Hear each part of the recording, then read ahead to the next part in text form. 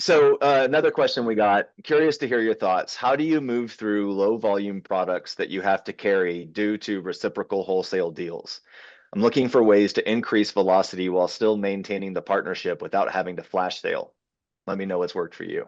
Oh my goodness. So I might not be, I'm in a position where, we are an MSO, but we don't have those deep reciprocal dirty word. But it's out there, relationships. But what I would say is when you're forced into those situations, trying to understand what price point can that product actually command in the market. Because what I've heard happen sometimes is they force you to buy the inventory and they force you to price it in a way that it's just not really ever going to succeed. And so no one should be surprised when 30, 60, 90 days later, you still have the product.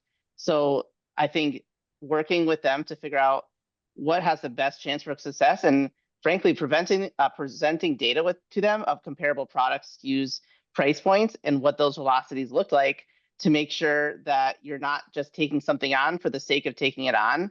That takes time and effort and relationship building, but I've got to imagine that it is worth the time investment. Um, in the end though, if you have these slow moving products, lean on the vendor who sold it to you. Do they have marketing assets? Will they do a margin split?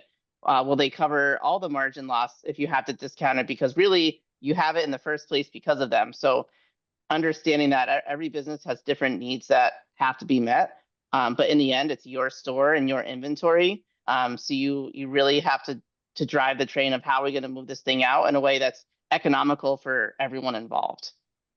Yeah, I would also say what I've seen on the reciprocity aspects are like information is so paramount, right? Like at the end of the day, it only helps if you're actually getting that data back in real time or like like no obfuscated way that this product is just literally not moving right at this store and there's nothing like what I mean. So there makes no sense for us to double and order out on this. And if you have that like strong data to back that up, that to your point, like it's all relationships, right? It's all conversations. Can you use that to inform and improve the deal? Right. Or you're just gonna have a whole bunch of inventory that ends up in a whole bunch of back rooms that eventually someone's gonna be left holding the bag.